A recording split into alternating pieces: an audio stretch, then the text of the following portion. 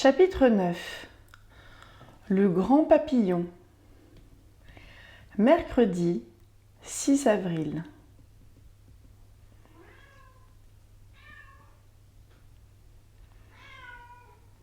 Les oies longèrent l'île étroite, que de là-haut elles voyaient en entier. Le gamin se sentait le cœur léger. Il était aussi heureux que la veille, il avait été découragé et triste lorsqu'il avait erré dans l'île à la recherche du jar. Il semblait que l'intérieur de l'île fût un haut plateau dénudé, entouré d'une large bande de terre riche et fertile le long des côtes. Niels commença à comprendre le sens de quelque chose qu'il avait entendu raconter la veille au soir. Il se reposait au pied d'un des nombreux moulins à vent qui se dressent sur le plateau lorsque deux bergers s'étaient approchés, escortés de leurs chiens et précédés d'un grand troupeau de moutons. Le gamin ne s'était pas dérangé, car il était bien caché sous les marches du moulin. Mais le hasard avait voulu que les deux bergers vinssent s'installer sur le même escalier, et Niels avait dû rester à sa place, jusqu'à leur départ. Un instant, il resta silencieux, fixant le brouillard d'un regard infiniment las. Puis il se mit à creuser avec son camarade. Celui-ci avait tiré de son sac du pain et du fromage pour souper. Il ne répondait rien aux paroles de l'autre, mais semblait l'écouter patiemment. « Je vais te dire quelque chose, Eric, » dit le vieillard. « J'ai réfléchi, et je crois que jadis, dans le temps où hommes et bêtes étaient beaucoup plus grands que maintenant, les papillons ont dû être immensément grands. Il y avait une fois un papillon long de plusieurs milles. Ses ailes étaient larges comme des lacs, bleues avec des reflets d'argent, et si belles que tous les autres animaux s'arrêtaient pour contempler le papillon lorsqu'il volait. Malheureusement, il était trop grand. Ses ailes le portaient difficilement. Tout se serait encore bien passé si seulement il avait eu la prudence de ne voler qu'au-dessus de la terre.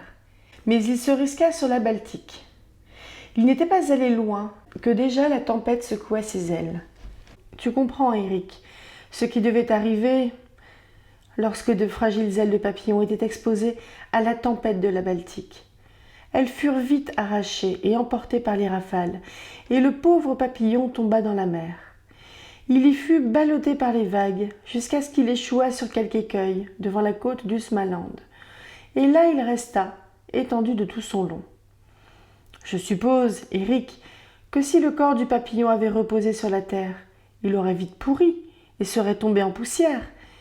Mais comme il était tombé dans la mer, il s'y imprégna de chaud et devint dur comme de la pierre. Tu te rappelles, nous avons trouvé sur la rive des pierres qui sont des vers pétrifiés.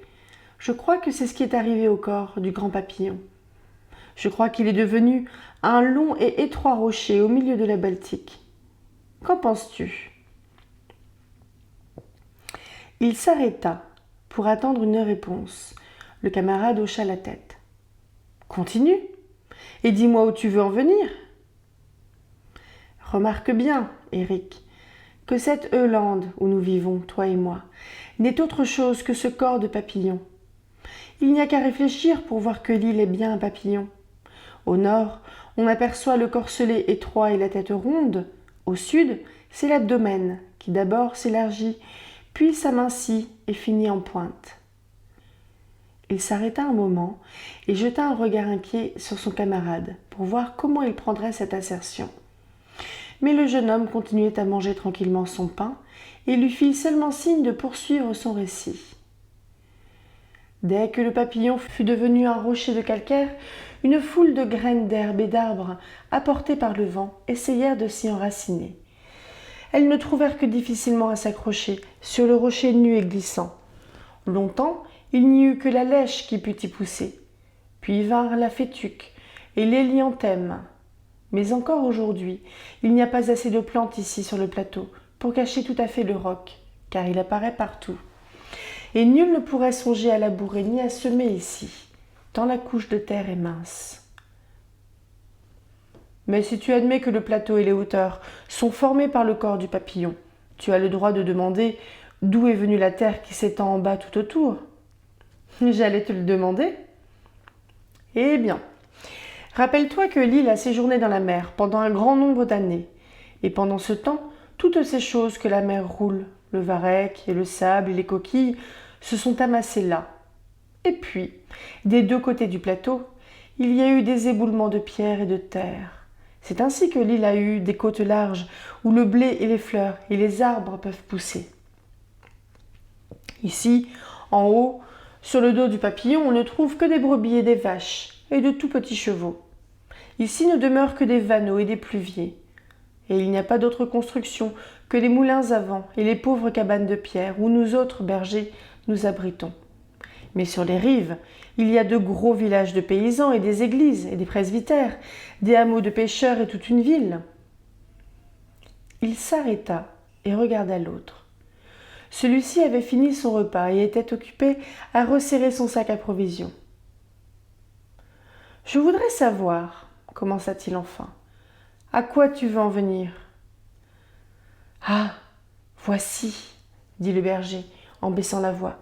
Il chuchotait presque, et ses petits yeux, fatigués à force d'épier tout ce qui n'existe pas, plongeaient dans le brouillard. Voici ce que je voudrais savoir.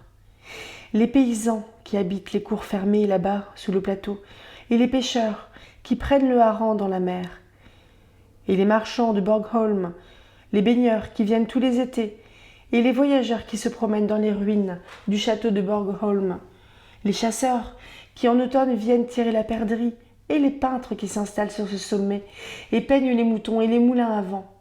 Je voudrais savoir si jamais quelqu'un d'entre eux a compris que cette île était un papillon qui a volé dans l'air avec deux grandes ailes brillantes. « Oh si, dit le jeune pâtre, quelqu'un d'entre eux qui se sera assis un soir au bord de la falaise, qui aura entendu les rossignols chanter dans les bocages au-dessous de lui et aura contemplé le détroit de Calmar, a dû comprendre que cette île n'a pas pu être créée comme toutes les autres. Je voudrais savoir, continua le vieillard, si aucun d'eux n'a eu le désir de donner au moulin des ailes si grandes qu'elles puissent monter dans le ciel, si grandes qu'elles auraient la force de soulever toute l'île hors de la mer et de la faire voler comme un papillon parmi les papillons.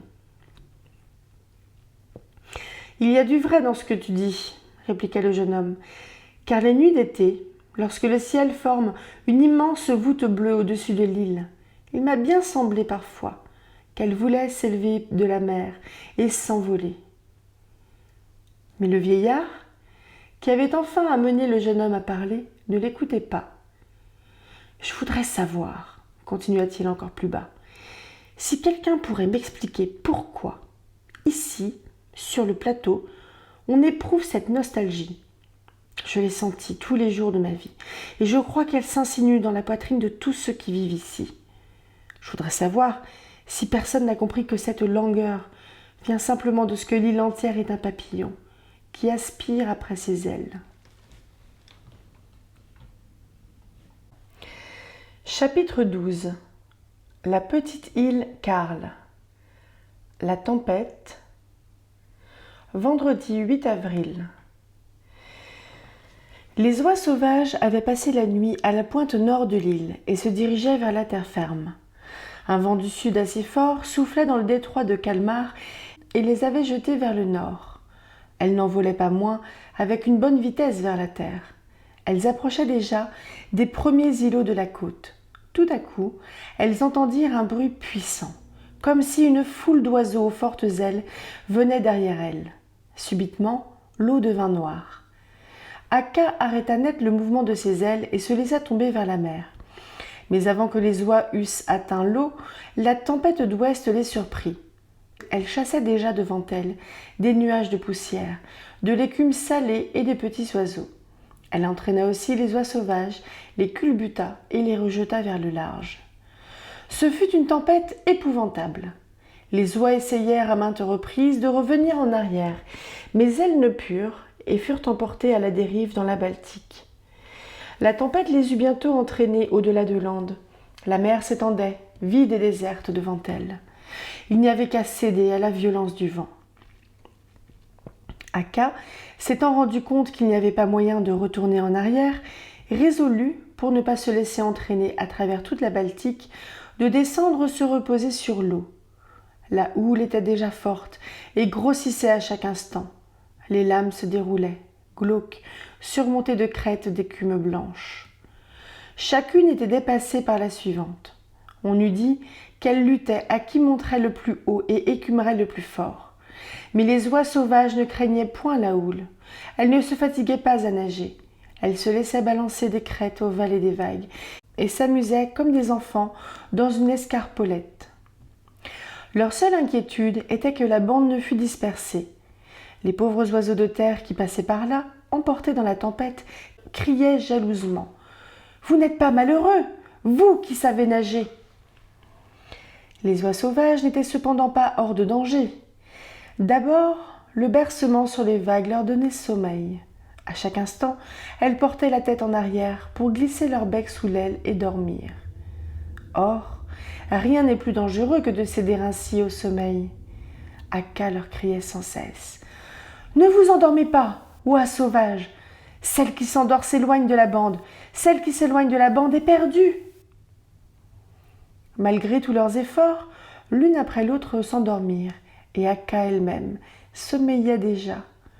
Lorsque soudain, elle vit quelque chose de rond et de noir surgir du sommet d'une vague. « Des phoques! Des phoques! Des phoques !» cria-t-elle d'une voix aiguë, en s'élevant rapidement avec des claquements d'ailes. Il était temps. La dernière oie était à peine hors de l'eau que les phoques faillirent lui happer les pattes. De nouveau, les oies sauvages étaient dans la tempête, qui les chassait toujours vers le large. Aucune terre en vue. La mer vaste et déserte de tous côtés. Dès qu'elles osèrent, elles se posèrent encore une fois sur l'eau. Mais après avoir été balancées un moment sur les vagues, le sommeil revenait. Et dès qu'elles s'endormaient, les phoques approchaient. Si la vieille Akka n'avait pas fait bonne garde, aucune des oies n'aurait échappé à l'ennemi. La tempête continua toute la journée. Elle fit des ravages terribles parmi les foules d'oiseaux qui, à cette époque de l'année, accomplissaient leurs grands voyages annuels. Un grand nombre d'entre eux furent emportés loin de leur route et moururent de faim. D'autres, épuisés de fatigue, s'affaissèrent dans les vagues et se noyèrent. Beaucoup furent écrasés contre des flancs de rochers, d'autres furent la proie des phoques.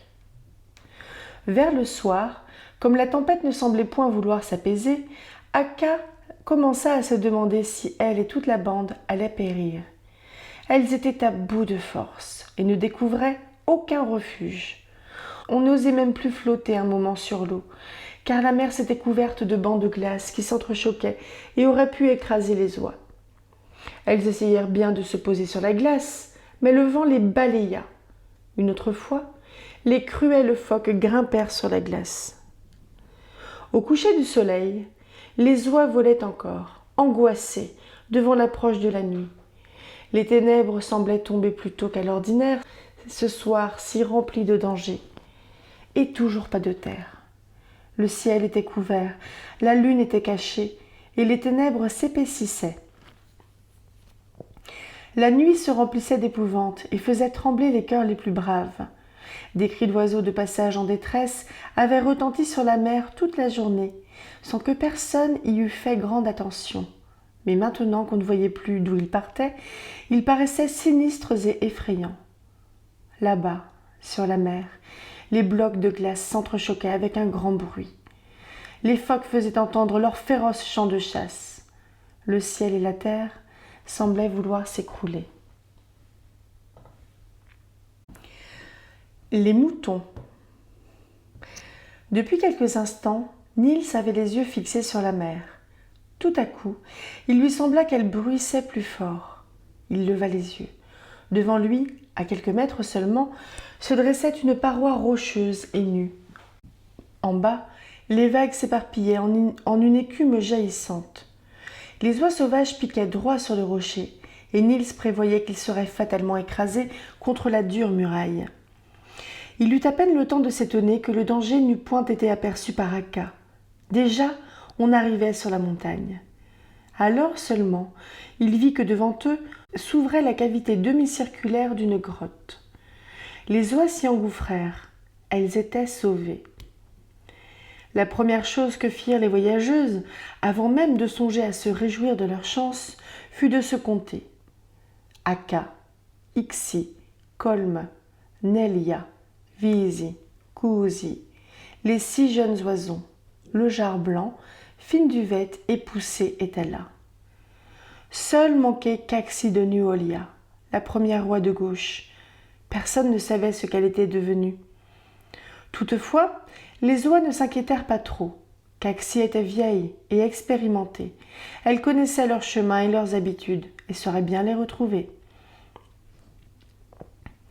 Alors seulement, elles commencèrent à regarder autour d'elles dans la caverne. Il y entrait encore assez de lumière du dehors pour qu'elles pussent voir qu'elle était profonde et vaste. Elles se réjouissaient d'avoir trouvé un si bon gîte, quand tout à coup, l'une d'elles aperçut quelques points luisants et verts qui brillaient dans un recoin sombre. « Ce sont des yeux !» s'écria Ka. « Il y a de grands animaux ici !» Elles se précipitèrent toutes vers la sortie, mais Poussée, qui voyait mieux qu'elles dans l'obscurité, les rappela. « Il n'y a pas de danger, ce ne sont que des moutons qui sont cachés contre le mur. » Lorsque les oies se furent habituées un peu à la pénombre, elles distinguèrent très bien les moutons. Les grands étaient à peu près aussi nombreux qu'elles. Il y avait aussi quelques agneaux. Un grand bélier à longues cornes recourbées semblait le chef de la bande. Les oies sauvages s'avancèrent vers lui avec force révérence. « Bien le bonjour dans ce désert, dirent-elles en saluant.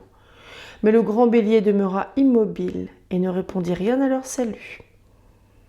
Les oies en conclurent que les moutons étaient mécontents de les voir s'installer ainsi dans leur grotte. « Vous êtes peut-être fâchés de nous voir venir dans votre maison ?» demanda Aka. « Mais nous n'y pouvons rien, car nous avons été poussés à la dérive par le vent. Nous avons lutté toute la journée avec la tempête, et nous serions bien aises de rester ici cette nuit. » Un bon moment se passa, avant que les moutons se décidassent à répondre. On entendait quelques-uns d'entre eux pousser de gros soupirs. Aka savait bien que les moutons sont des animaux timides et étranges, mais ceux-ci semblaient entièrement ignorer les manières. Enfin, une vieille brebis, qui avait un visage long et un air triste, répondit d'une voix plaintive. « Aucun de nous ne vous refusera certes de rester, mais c'est une maison de deuil, et nous ne pouvons recevoir des autres comme autrefois. » « Ne vous inquiétez donc pas, dit Aka. Si vous saviez tout ce que nous avons souffert aujourd'hui, vous comprendriez que nous serons contentes si seulement nous avons un coin sûr pour dormir. » À ces mots, la vieille brebis se leva. « Je crois bien qu'il vaudrait mieux pour vous voler dans la pire tempête que de rester ici. Mais vous ne partirez pas sans que vous ayez au moins pris les quelques rafraîchissements que nous pouvons vous offrir. » Elle les conduisit vers un creux du sol plein d'eau. À côté, il y avait un tas de paille hachée et de son dont elle leur fit les honneurs. « Nous avons eu un hiver de neige très rigoureux cette année, dit-elle. Les paysans qui possèdent l'île sont venus nous apporter du foin et de la paille d'avoine pour que nous ne mourions pas de faim. Et ce tas-là, c'est tout ce qui nous reste. » Les oies se précipitèrent sur la nourriture. Elles pensaient qu'elles étaient très bien tombées et étaient de la meilleure humeur. Elles voyaient bien que les moutons étaient agités, mais elles savaient d'autre part combien les moutons sont vite effrayés et ne croyaient pas à un vrai danger. Lorsqu'elles eurent mangé, elles s'apprêtaient à dormir. Mais le vieux bélier se leva et s'approcha d'elles.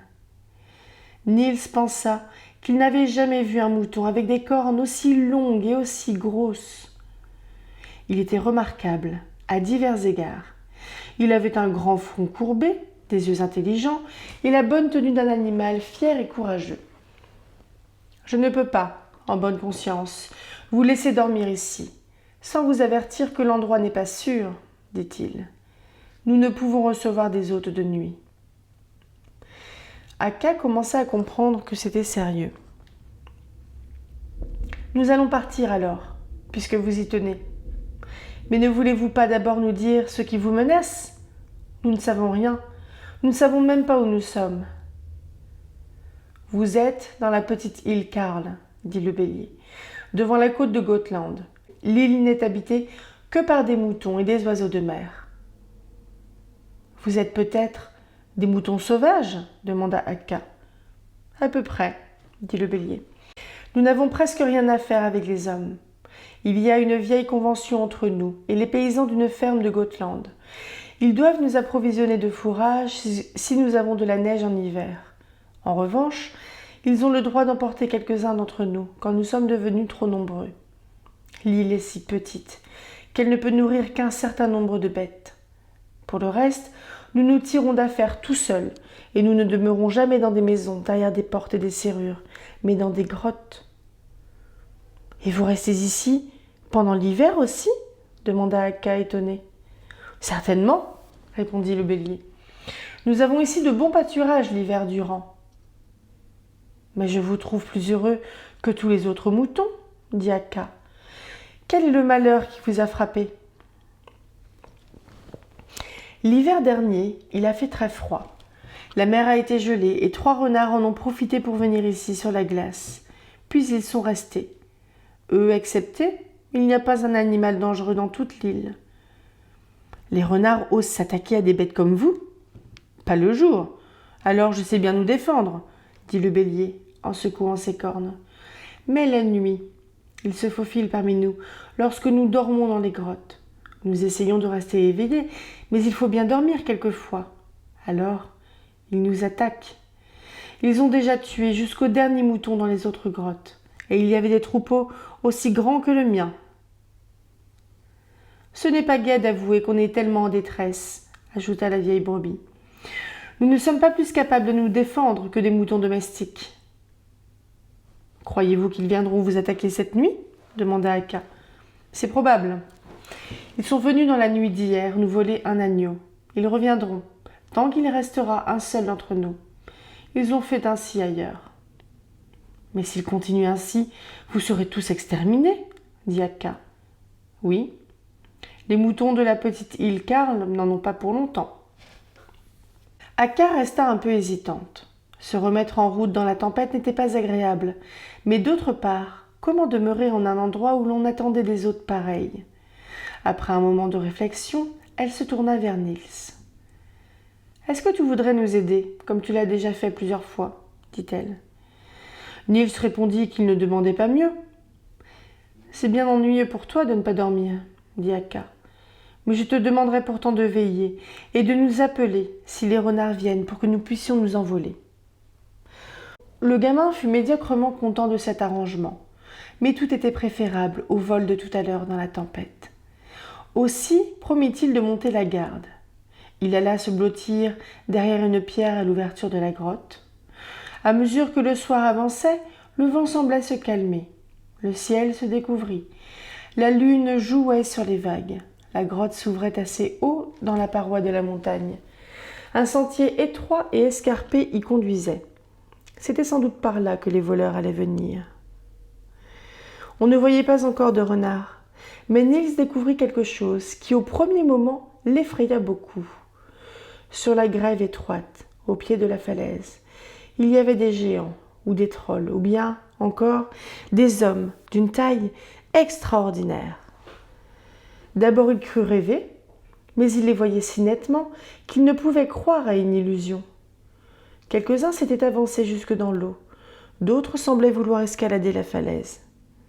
Quelques-uns avaient de grosses têtes rondes, d'autres n'en avaient pas du tout. Quelques-uns étaient manchots, d'autres bossus devant et derrière. Jamais Niels n'avait rien vu de plus étrange. Il les regardait, épouvanté, au point d'en oublier les renards. Mais tout à coup, il entendit le bruit d'une griffe contre la pierre. Il vit 3 renards qui s'approchaient furtivement. Dès que Niels s'aperçut qu'il avait affaire à un péril réel, il retrouva son calme, sa terreur se dissipa.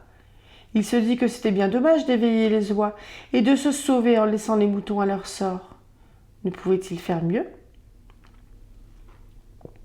Il se glissa en hâte vers le fond de la grotte, secoua le bélier par les cornes pour l'éveiller et se hissa en même temps sur son dos. « Levez-vous, père, nous allons faire un peu peur aux renards, » lui dit-il. Il avait essayé d'être aussi silencieux que possible, mais le renard avait sans doute entendu du bruit. Arrivés à l'ouverture de la grotte, ils s'arrêtèrent pour tenir conseil. « Quelqu'un a remué ici, dit l'un. Je me demande s'ils ne sont pas éveillés. »« Vas-y, dit l'autre. Quel mal veux-tu qu'ils nous fassent ?» Ils entrèrent prudemment, mais firent de nouveau halte pour flairer. Qui allons-nous prendre ce soir ?» chuchota celui qui était en tête. « Ce soir, nous prendrons le gros bélier, dit le dernier. De cette façon, nous n'aurons pas beaucoup de mal avec ceux qui resteront. » Le gamin, monté sur le dos du vieux bélier, les vit approcher. « Donne un coup de tête, droit devant toi, lui glissa-t-il à l'oreille. Le bélier obéit, et le premier renard fut culbuté et rejeté vers l'ouverture de la grotte. « Maintenant, un coup à gauche, dit le gamin, en tournant la grosse tête de bélier dans la bonne direction. Le bélier porta un coup terrible qui prit de flanc le second renard. Le renard fit plusieurs tours sur lui-même avant de reprendre pied et de pouvoir s'enfuir. Niels aurait bien voulu que le troisième eût son compte, mais il était déjà parti. « Voilà, j'espère qu'ils en ont eu assez pour cette nuit, dit Niels. « Je pense que oui, dit le bélier.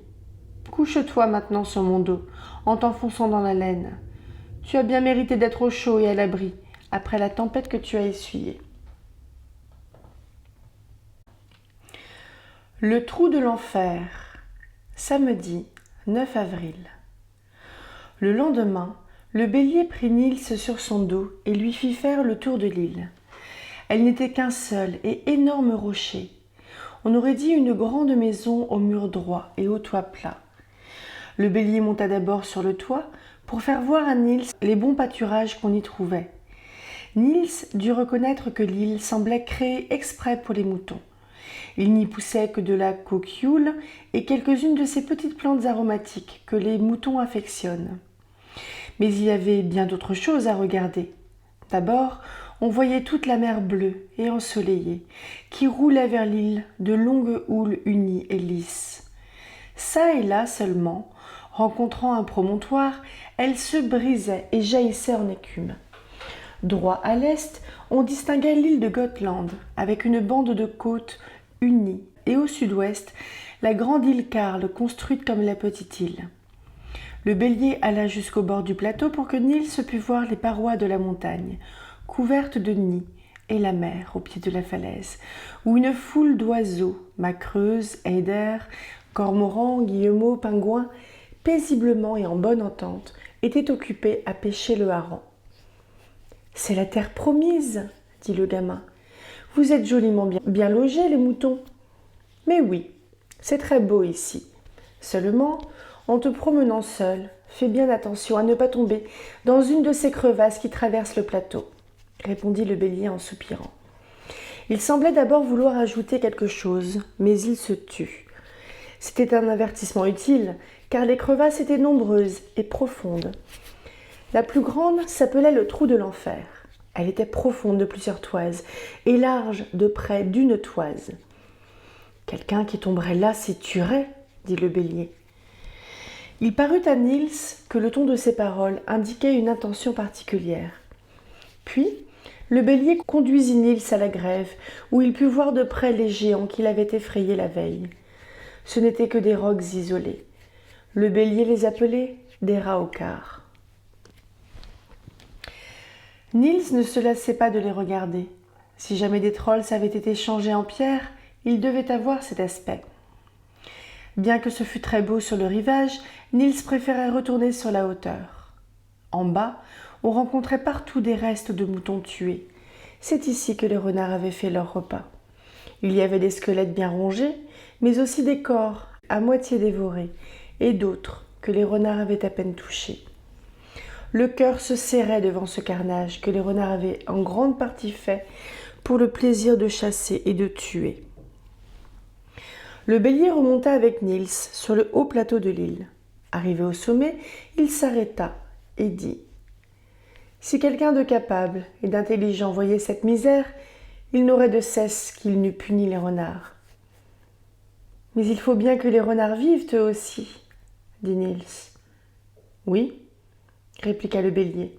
Ceux qui ne tuent que pour leur subsistance ont le droit de vivre, mais ceux-ci sont des brigands. Ils ont mérité la mort. Oh, père, vous ne pensez pourtant pas qu'un gamin comme moi pourrait en venir à bout, quand ni vous ni les paysans n'avaient pu réussir. Celui qui est petit et rusé peut faire bien des choses, répondit le bélier. Ils n'en parlèrent plus. Niels alla s'asseoir auprès des oies sauvages qui passaient là-haut.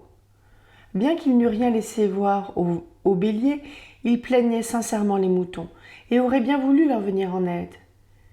Il faut que j'en parle à Akka et à Martin le Jard, pensa-t-il. Peut-être pourront-ils me conseiller. Un peu plus tard, le Jard blanc prit Niels sur son dos et se dirigea vers le trou de l'enfer. Il marchait avec insouciance sur le plateau découvert et ne semblait point se rendre compte de sa blancheur ni de sa haute taille qui le rendait visible de très loin.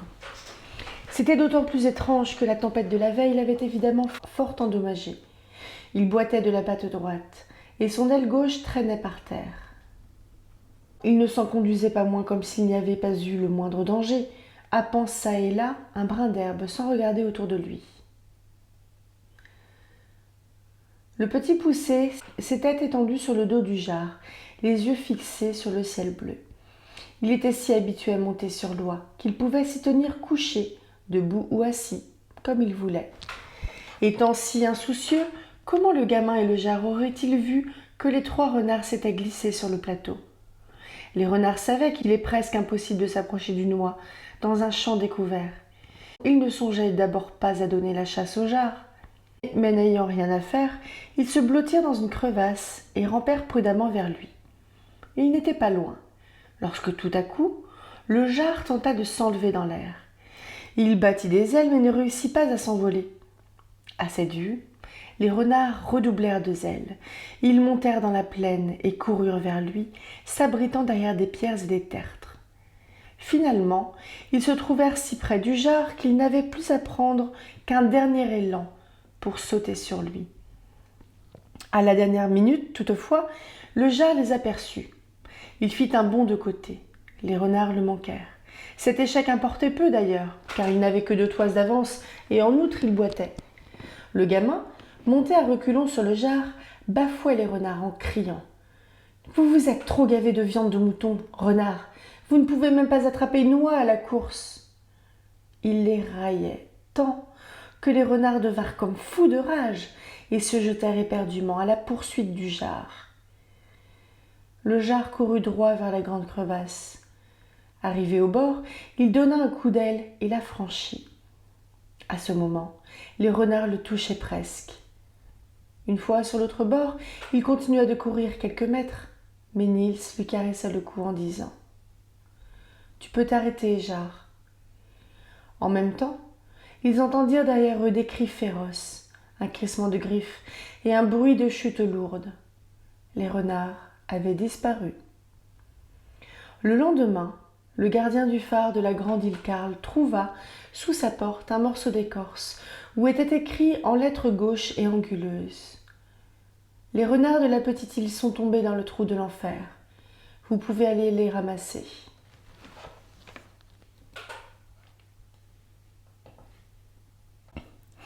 Chapitre 13. 2 villes. La ville du fond de la mer. Samedi 9 avril. La nuit suivante fut calme et sereine. Les oies sauvages ne prirent même pas la peine de chercher un abri dans les grottes, mais dormirent sur le haut plateau. Niels s'était couché dans l'herbe à côté d'elle. Il faisait un beau clair de lune, si beau que Niels avait du mal à s'endormir. Il se demandait combien de temps il avait passé avec les oies, et calculait qu'il avait quitté sa maison depuis 3 semaines. Il se rappela tout à coup que ce soir-là était la veille de Pâques. « C'est cette nuit que les sorcières reviennent de Blackula, » se dit-il en riant, car il avait bien un peu peur du Neck et des Tombes, mais il ne croyait pas du tout aux sorcières. S'il y en avait eu dehors ce soir, on les aurait vues. Tout l'espace était si éclairé qu'on aurait aperçu le moindre point noir dans le ciel. Pendant qu'il songeait ainsi, le nez en l'air, il aperçut tout à coup quelque chose de très joli. Le disque de la lune, rond et plein, était très haut dans le ciel, Et devant ce disque volait un grand oiseau. Il ne dépassa point la lune. On eût dit qu'il en sortait. L'oiseau paraissait tout noir contre le fond clair. Ses ailes s'étendaient d'un bord à l'autre du disque. Il volait si droit qu'il semblait dessiné sur le rond lumineux. Le corps était petit, le cou long et fin, les pattes qui pendaient étaient également très longues et très minces. Ce ne pouvait être qu'une cigogne. C'était monsieur Ermenrich. Il descendit à côté de Niels et le poussa du bec pour l'éveiller. Niels se redressa vite. « Je ne dors pas, monsieur Ermenrich. Comment se fait-il que vous soyez dehors au milieu de la nuit? Comment cela va-t-il à Glimingeus? Voulez-vous parler à mère Akka ?»« Il fait trop clair pour dormir cette nuit, » répondit la cigogne. « Aussi ai-je entrepris ce voyage pour te voir, ami poussé. Une mouette m'a appris où tu étais. Je ne me suis pas encore installée à Glimingeus. Nous sommes encore en Poméranie. » Niels fut très heureux de revoir M. Ermenrich. Ils causaient comme de vieux amis.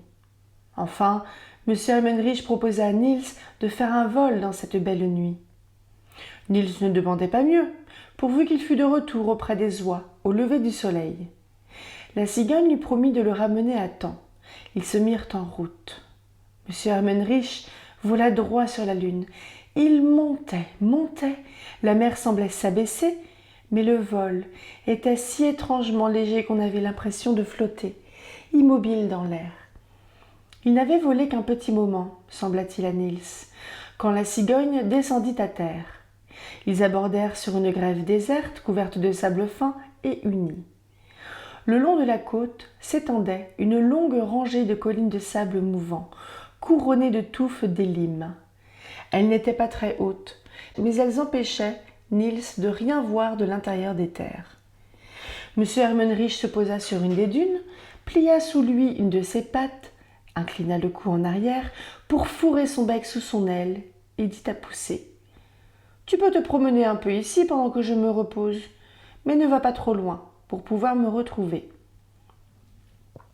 Niels résolut aussitôt de grimper sur une colline pour voir le pays. Au premier pas qu'il fit, son sabot heurta un objet dur.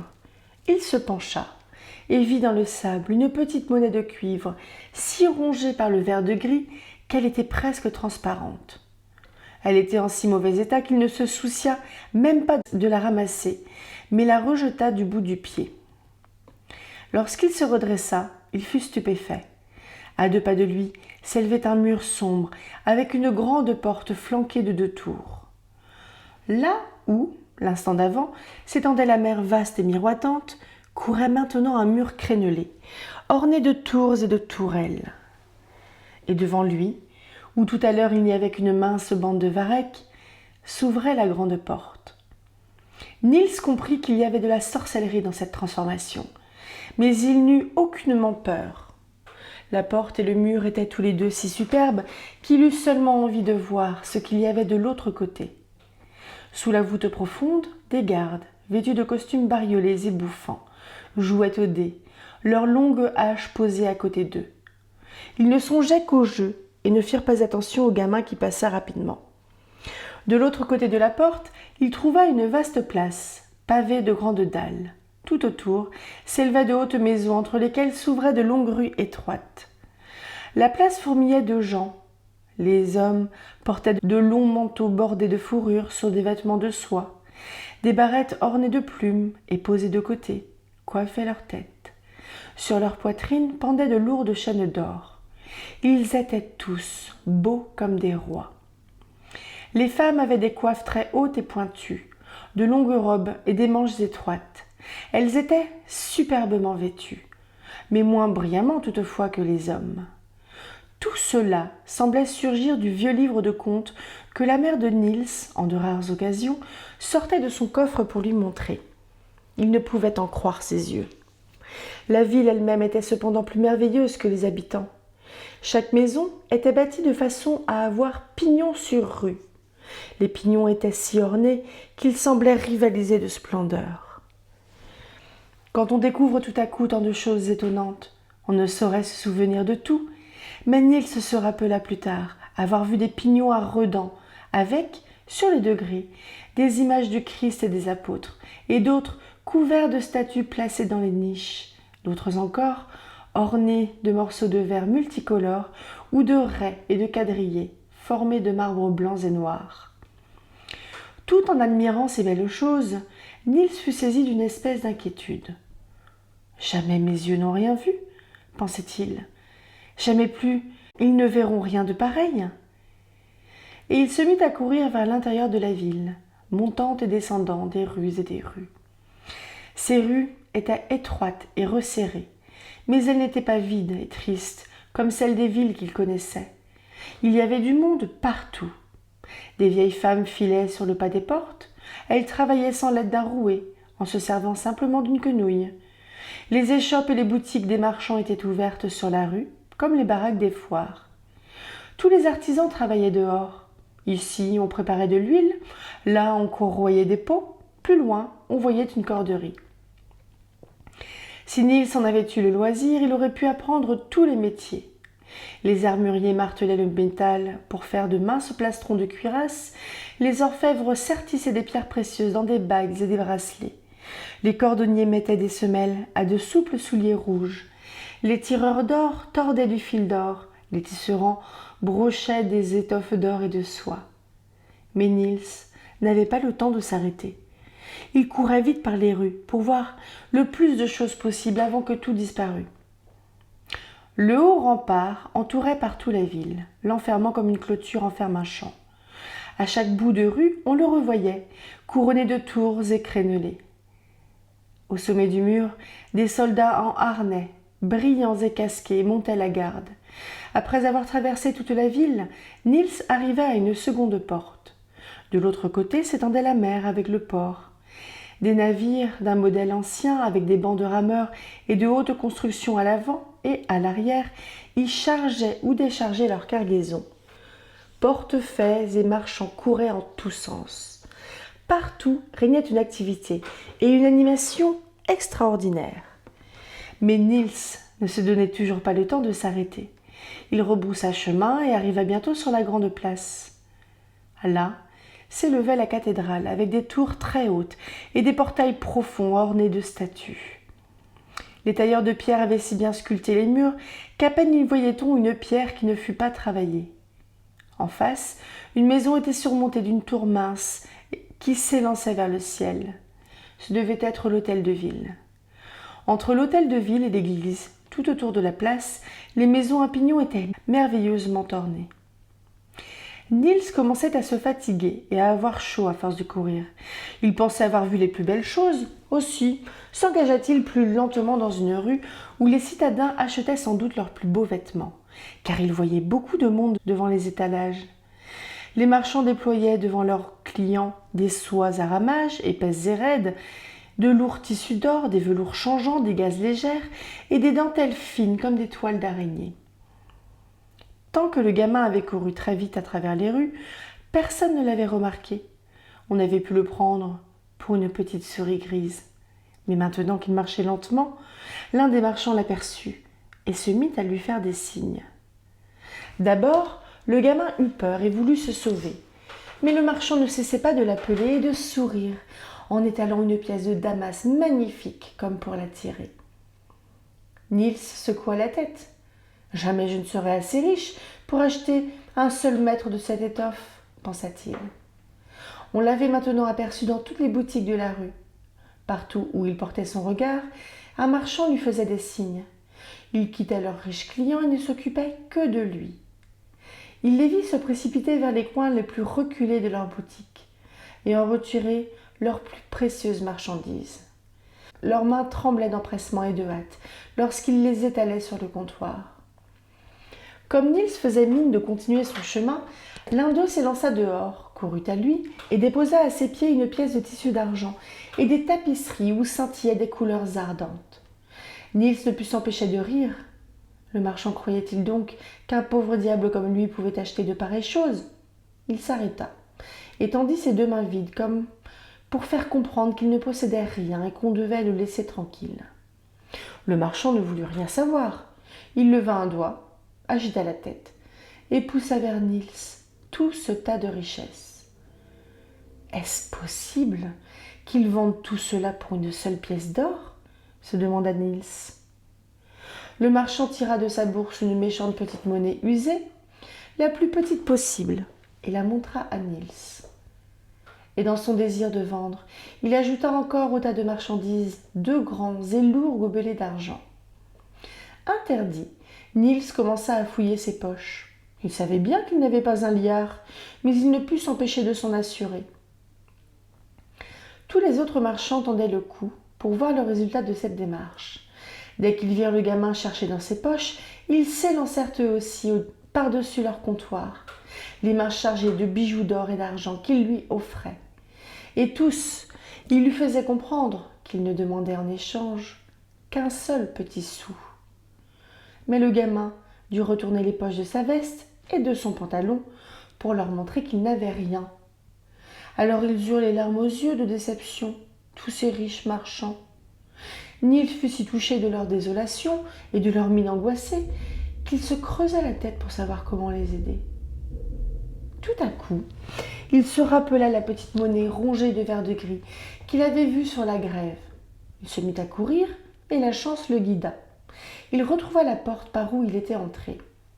Il sortit de la ville, se retrouva sur la grève et commença à chercher le petit sou de cuivre. Il le trouva en effet. Mais lorsqu'il l'eut ramassé et voulut retourner dans la ville, il ne vit que la mer devant lui. Point de rempart, point de porte, pas de gardien, pas de rue, pas de maison, rien que la mer. Le gamin ne put retenir ses larmes. À ce moment, M. Ermenrich se réveilla et s'approcha de lui. Niels ne l'entendit pas, et la cigogne dut le pousser du bec pour attirer son attention. « Je crois que tu dors, comme moi, » dit-elle. « Ah, monsieur Ermenrich » s'écria Niels. « Quelle est cette ville qui était ici tout à l'heure ?»« Tu as vu une ville ?» dit la cigogne. « Tu as dormi et rêvé, c'est bien ce que j'ai dit. »« Non, je n'ai pas rêvé, » affirma Niels, et il raconta ce qu'il avait vu. Monsieur Ermenrich l'écouta, puis il dit « Pour ma part, Poussé, je crois que tu t'es endormi ici sur la grève et que tu as rêvé. Mais je ne te dissimulerai pas que Bataki, le corbeau, qui est le plus savant des oiseaux, m'a une fois raconté qu'il y aurait eu jadis ici, au bord de l'eau, une ville appelée Vineta. Elle était si opulente et si heureuse que jamais cité ne fut plus magnifique. Malheureusement, ses habitants s'adonnèrent au luxe et à l'arrogance. En punition, la ville de Vineta aurait été submergée par une violente marée et engloutie par la mer, à ce que Bataki prétend. Mais ses habitants ne peuvent pas mourir, et leur ville ne disparaît pas non plus. Une nuit, tous les 100 ans, elle surgit des flots dans toute sa splendeur et reste à la surface de la terre pendant 1 heure. « Oh, oui, il faut que ce soit vrai, » dit Niels, « car je l'ai vu. » Mais l'heure écoulée, la ville s'enfonce de nouveau dans la mer, à moins toutefois qu'un des marchands de Vineta ait pu vendre quelque chose à un être vivant. Si tu avais eu la moindre petite monnaie poussée pour payer les marchands, Vineta serait restée ici sur la terre, et ses habitants auraient pu vivre et mourir comme les autres mortels. « Monsieur Ermenrich, » dit Niels, « je comprends maintenant pourquoi vous êtes venu me chercher au milieu de la nuit. C'est parce que vous avez pensé que je pourrais sauver la vieille ville. Je suis très triste que votre plan ait échoué, monsieur Ermenrich. » Il mit ses mains sur ses yeux et éclata en sanglots. On aurait pu dire qui avait l'air le plus désolé, du gamin ou de monsieur Ermenrich.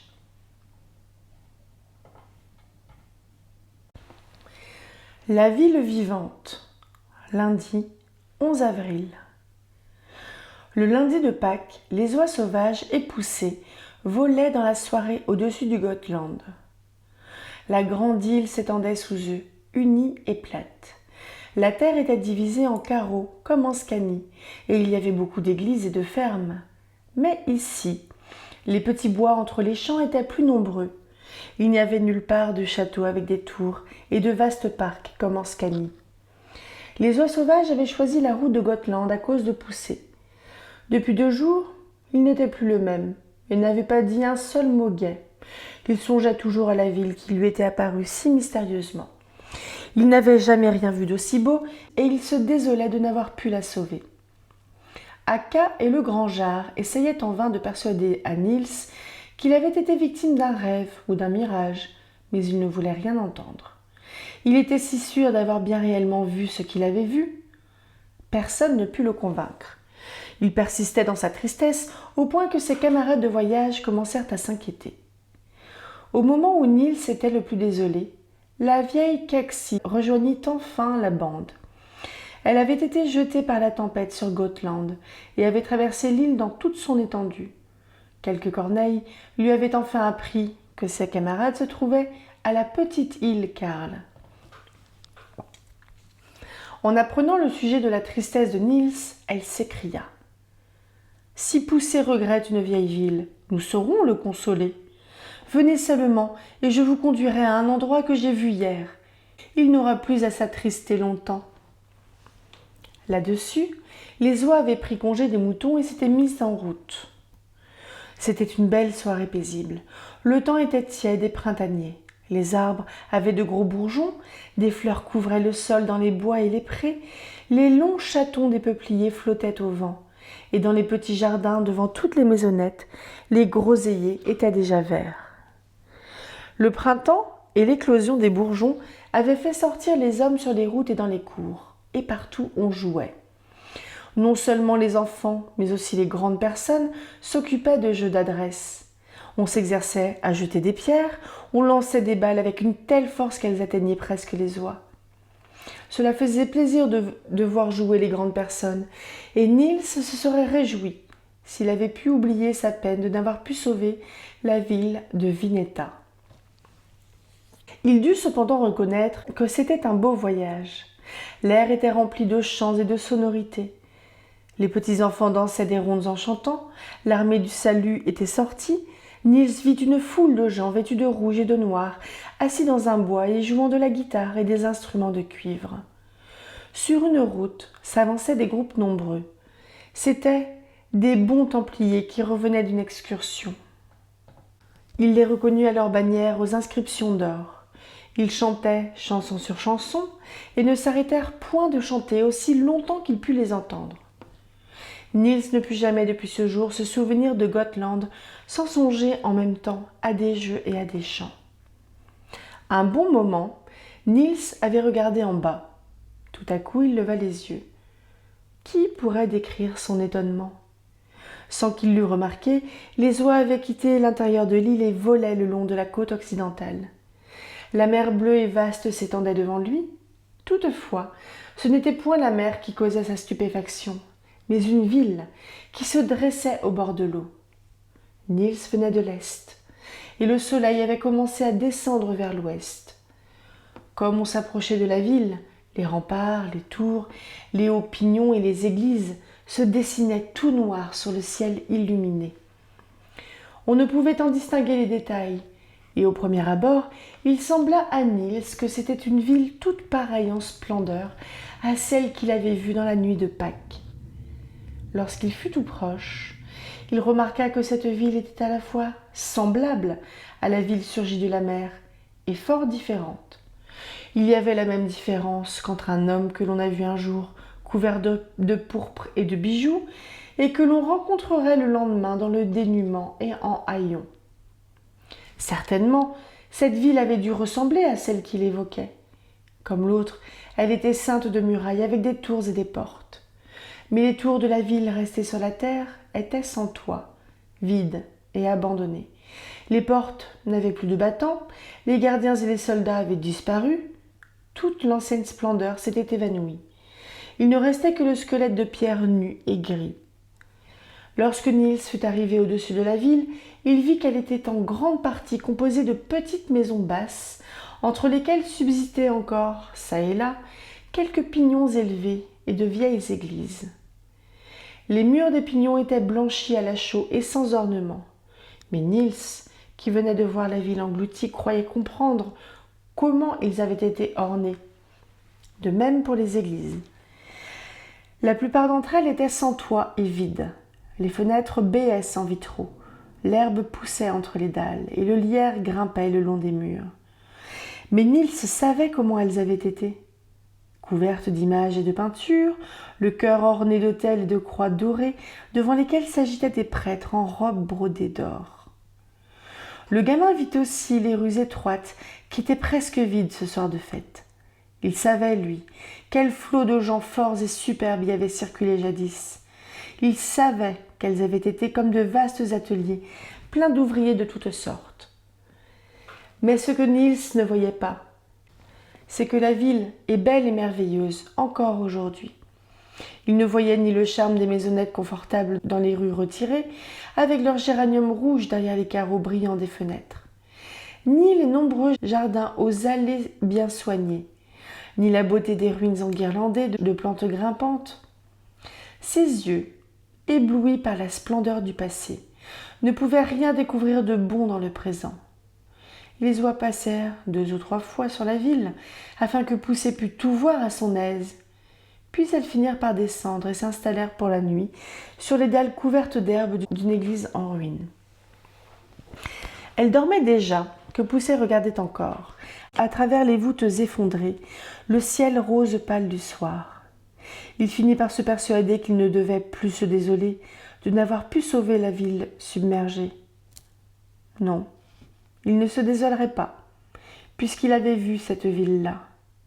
Si l'autre n'avait pas été engloutie de nouveau par la mer, elle aurait peut-être fini par déchoir comme celle-ci.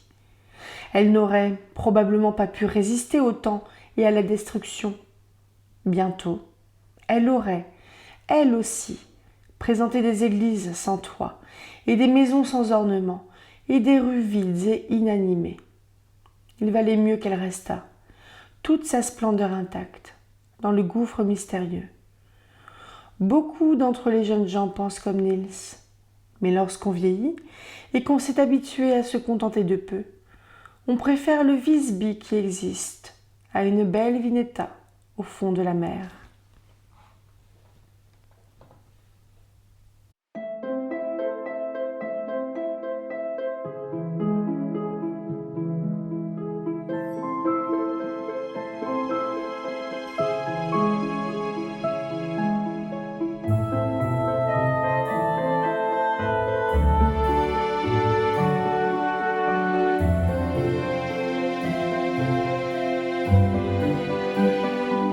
Bonjour et bienvenue dans ce nouveau vlog lecture sur le merveilleux voyage.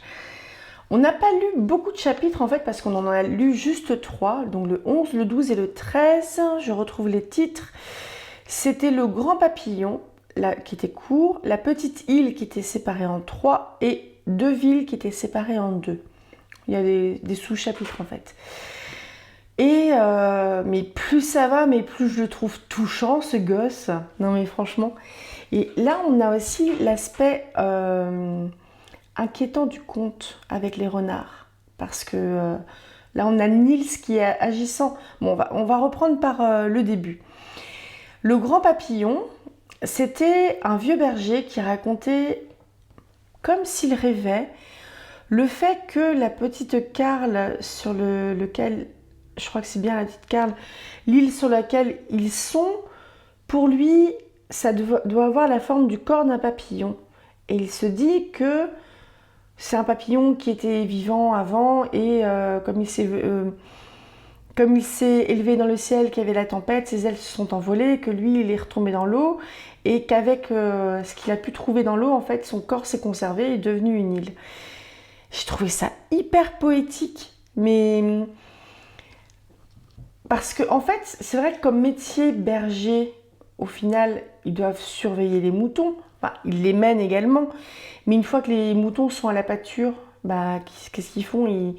Ils restent jeter un œil en fait, ils se promènent, ils restent jeter un œil, ils sont 2 en plus, donc ils discutent, ils essayent d'éloigner les prédateurs, je pense, enfin ils protègent les moutons, mais j'ai l'impression que c'est un travail qui n'est pas forcément hyper intense, surtout je pense à cette époque-là, et qui permettait une espèce de côté un peu contemplation de l'environnement, etc. Vous voyez ? Et du coup, je trouvais ça vraiment mignon, le vieux berger qui raconte cette histoire comme si elle lui venait comme ça d'un coup au jeune qui a ouais, tiens, vous aurez, moi, franchement. Et enfin, je trouve ça trop mignon en fait, comme échange. Puis c'était hyper poétique, j'ai vraiment aimé. Et ensuite, on avait donc la petite île Karl. Donc là, je crois que c'était l'île du papillon, justement. Ah bah non, il n'y a pas de... Oh, je sais plus. J'ai un doute. La petite île Karl. Donc c'est une île qui n'est plus... Il y a la grande Karl. Ah voilà, la grande Karl, c'est le grand papillon. Et la petite île Karl, c'est une île qui est à côté. La petite île Karl, c'est une île qui n'est plus habitée par les hommes. Il reste un petit peu d'animaux d'élevage, mais ils y vont une fois de temps en temps pour prélever quelques moutons et puis pour aller un petit peu leur filer à bouffer, mais en gros, ils sont sauvages. Je trouvais ça assez intéressant parce que je pense que c'est proche de... Enfin, ce sont des choses qui ont dû avoir lieu pas mal quand en fait les hommes se sont rendus compte que certaines îles ou certains coins étaient trop hostiles pour eux et qu'ils n'y sont pas restés. Je vous invite à regarder, je vous mettrai en lien la page Wikipédia de l'île de Saint-Kilda, vous allez voir, qui a été au final évacuée il n'y a pas très longtemps, où en gros il y avait une poignée de gens qui vivaient sur un caillou avec des oiseaux marins et où les cultures c'était pas ça parce que l'air était trop salin, trop salé, je sais pas comment on dit. Et ils ont fini par être évacués parce qu'ils allaient crever la dalle. J'avais trouvé cette histoire-là vachement intéressante. Et là, on avait le côté conte cruel, parce que des contes cruels, il y en a un paquet. Vous allez voir quand je vais vous lire Cendrillon. Cendrillon de Disney, c'est gentil, hein, c'est édulcoré. Mais enfin bref, on verra. Où on avait déjà eu aussi un aspect des contes cruels de la cruauté dans les contes de Mille et une nuits, si vous avez écouté. Mais là, je trouve que Niels, en fait, qui prend la décision de piéger les renards de manière à ce qu'ils se fassent tuer, tout ça pour protéger le bélier. En fait, j'avais l'impression d'avoir même plus un petit garçon, enfin, il n'est pas petit garçon, c'est un ado, il a 14 ans, je crois. Mais j'avais plus l'impression d'avoir un gamin, en gros, mais un homme, enfin, quelqu'un d'adulte, qui prend la décision qu'il faut prendre parce que, bah, il n'y a pas trop le choix. On ne peut pas faire autrement et, c'est une décision qui est discutable, qui est difficile, mais pas le choix, donc on fait. Le côté adulte là, et j'ai trouvé ça, j'ai bien aimé aussi. Parce qu'au final, il protège les moutons, mais il protège aussi les oies. En plus, ces renards là, ils ont poursuivi Martin, que Niels s'est juré de protéger. Et il s'est juré aussi, je pense, de protéger le reste de la... On dit harde, je sais plus. Enfin, le reste du groupe d'oies. Il ne devait pas grand-chose aux moutons, mais j'ai trouvé ça chouette. On a un gamin qui grandit, là, qui prend des décisions. Et puis le chapitre suivant, là, sur les deux villes, Vineta. Alors, on trouve enfin une... Moi, j'aime bien les histoires de villes immergées. Comme la légende de la ville 10, je vous mettrai un lien aussi. Ça, c'est un truc que je vais exploiter. Bon, allez, je vous fais spoiler alerte. Enfin, pas vraiment spoiler, mais... La légende de la ville 10, donc c'est une légende qui est de par chez moi, où en gros, on a le roi Gradelon, qui était le roi de Cornouailles, qui était parti dans le nord, probablement chez les Vikings, au Danemark, par là-bas, ou... Enfin bref... il est parti guerroyer. Enfin, il y a plein de versions. Je vous donne peut-être un peu les versions les plus récentes, donc des ajouts du 19e siècle. Il est parti guerroyer loin de la Cornouaille. Il s'était marié, il me semble, avec une... Ça, c'est un ajout du 19e. Il s'est marié avec une reine dont il a tué l'époux, le roi. Il revient avec la reine, qui meurt elle meurt sur le chemin parce qu'ils sont en bateau. Je grossis le trait, hein. Je fais des énormes raccourcis. Et en fait, elle venait de donner naissance à leur fille qui s'appelle Dahu. C'est un nom qui me sort par les yeux, je ne supporte pas ce nom-là. Ça fait penser à la chèvre sur la montagne, avec des pattes plus courtes d'un côté pour faire le tour. Il revient donc avec Dahu. Il va a priori du côté de Douarnenez, donc une petite ville à côté de Quimper, une ville portuaire, où quand Dahu devient grande, Dahu elle représente un petit peu tout l'aspect religion passée, donc religion païenne, alors que Gradelon, qui est influencé par Saint-Corentin et Saint-Guénolé, il me semble, donc deux évêques peut-être. Gradelon se convertit, Gradelon est influencé par des hommes de Dieu, il fait construire une église, etc. Il y a une statue du roi Gradelon entre les deux flèches de la cathédrale de Quimper.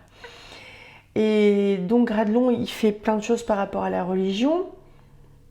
Et sa fille Dahu, elle est un peu déjà la femme super libérée par rapport aux filles chrétiennes, parce qu'elle a des amants, c'est une princesse, elle est sûre d'elle.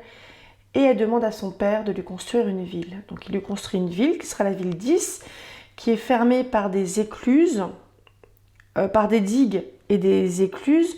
Les écluses sont fermées par une clé, un truc comme ça. Et Dahu, elle est un peu, enfin, elle est clairement tapageuse.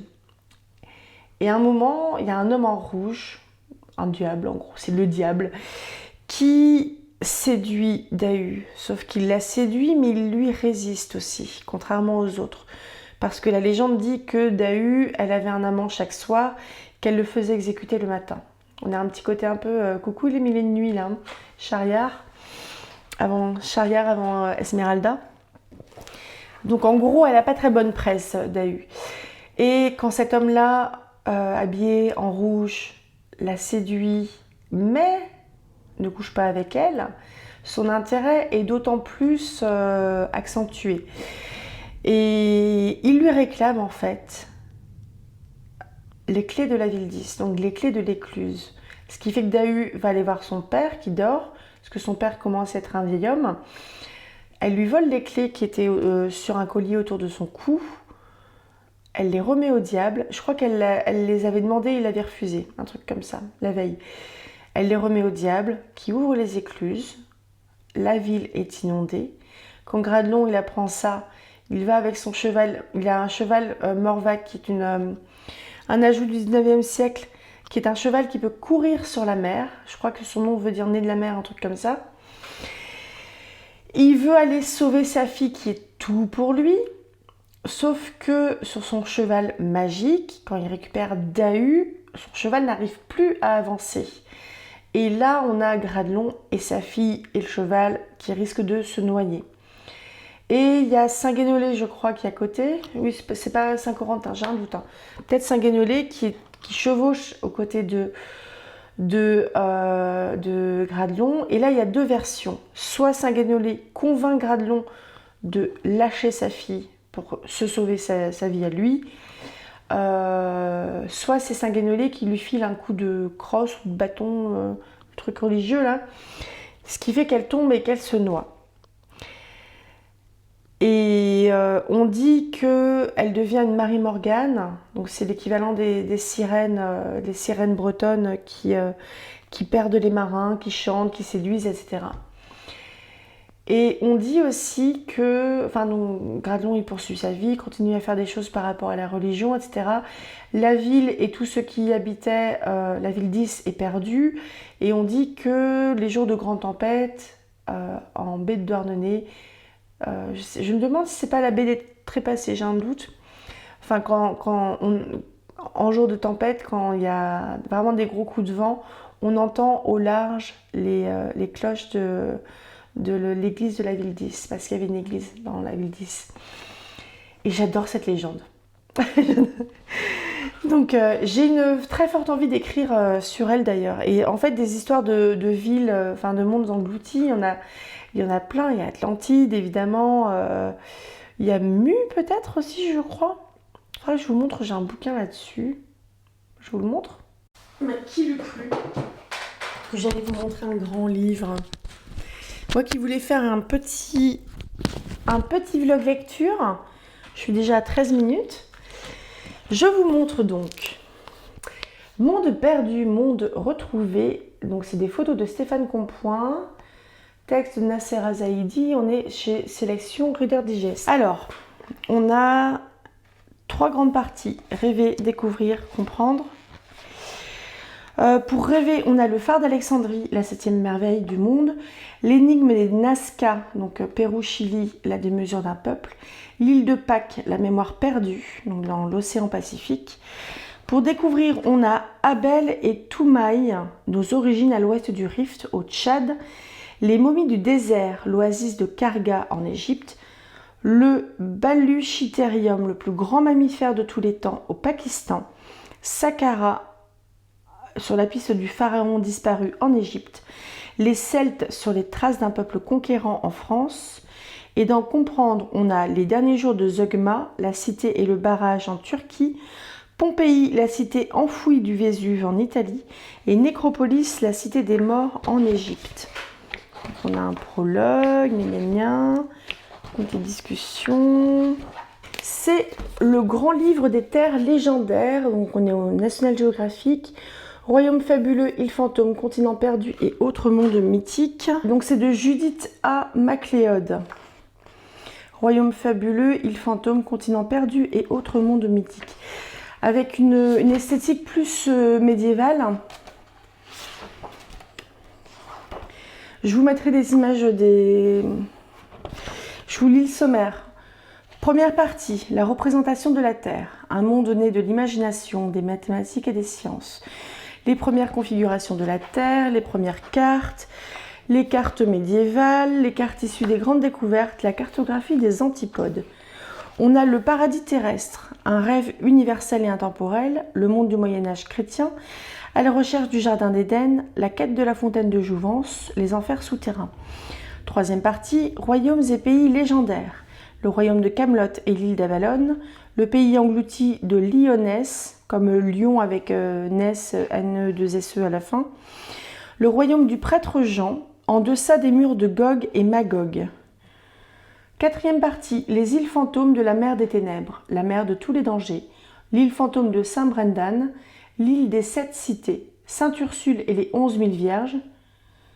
Eh ben, je me demande si c'est pas une histoire qui a pu inspirer Lee Bardugo pour Sainte Ulla, Sancta Ulla, Ursula.